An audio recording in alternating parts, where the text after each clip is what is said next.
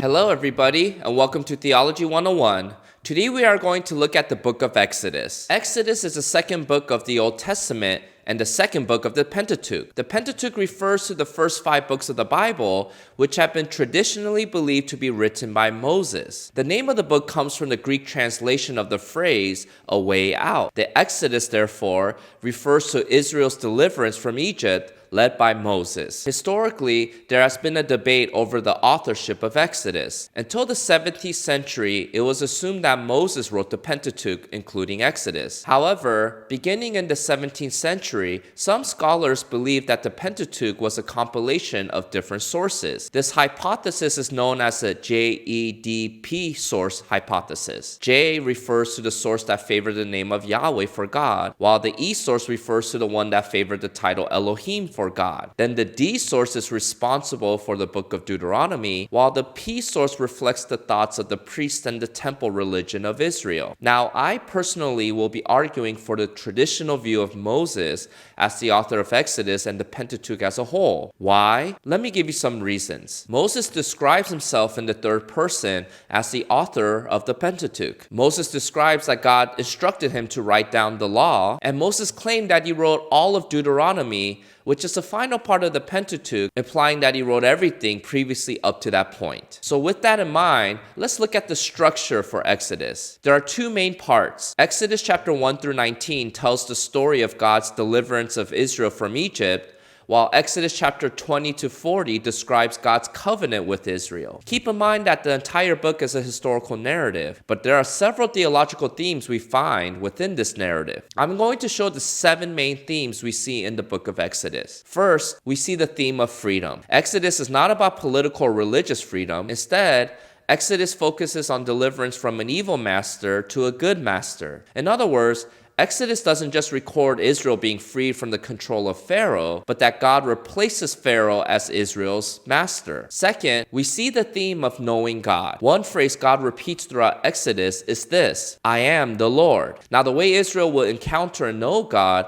was through human mediators. For example, Moses dialogued with God on behalf of Israel, and Aaron, Moses' brother who became the first high priest, also represented Israel in their worship. So we see in Exodus how God desired Israel to know him, but primarily through a human mediator. Third, we see the theme of a covenant relationship. When God demanded that Pharaoh allow Israel to leave Egypt, he referred to Israel as my people. Yahweh identified Israel as his own people who were connected to him through covenant. In both Exodus chapter 6 and Exodus chapter 19, God repeats that Israel are his covenant people as opposed to the other nations of the world. In fact, look at how God describes Israel in Exodus chapter 19 verse 6. And you shall be to me a kingdom of priests and a holy nation. These are the words that you shall speak to the people of Israel. No other nation during this time can claim Yahweh as their God, and Yahweh never claimed any other nation as his own except Israel. Fourth, we see the theme of idolatry. In ancient Near Eastern culture, idolatry tried to solve the challenge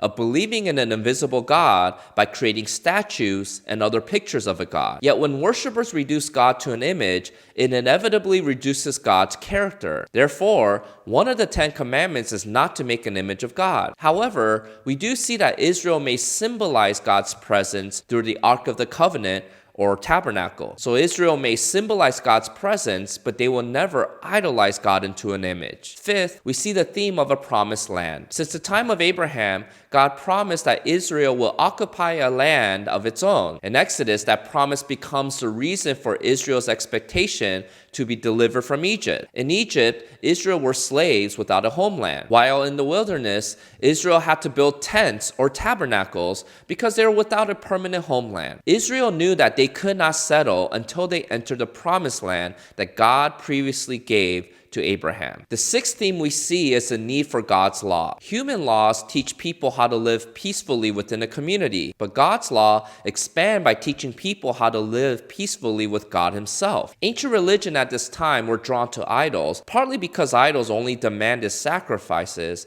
but not ethical living. However, Yahweh not only requires sacrifices, but also holy living from Israel. We see the entire law summarized in the 10 Commandments, where the first 4 comment on how to love God, while the last 6 comment on how to love one's neighbor. So Exodus reveals that God does not relate to his people without expecting them to follow him by obeying his laws. The 7th and final theme in Exodus is that Yahweh alone has true power. The Egyptians, like other nations, were polytheistic. They believed in different gods overseeing different areas of life. For example, Egyptians believed in Khnum, who was the god of the Nile providing life, or they believed in Hapi, the goddess of fertility who looked like a frog, or Serapia, a god who protects Egyptians from locusts. So for Egyptians, they will worship many different gods to make sure that they have protection or blessings over every area of their lives. At the time of the Exodus, the Israelites had lived in Egyptian culture for more than 400 years. So one could assume that Egyptian polytheism has affected them by this point. In fact, we see 40 years later when Israel is about to enter the promised land that many of them were still secretly worshiping Egyptian idols. So the Exodus story is really God's way to show his chosen people that all the gods that they worship do not possess any power. Instead,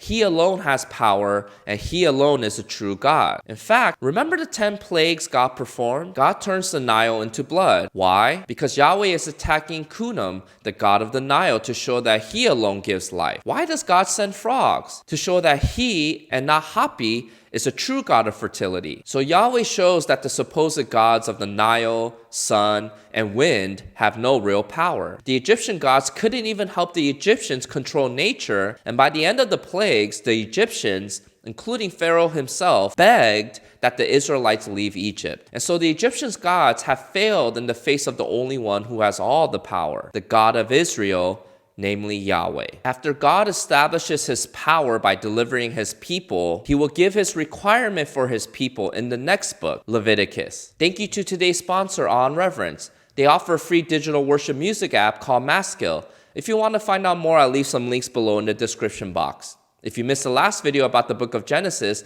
I'll leave a link here for you to watch. Until next time, see you!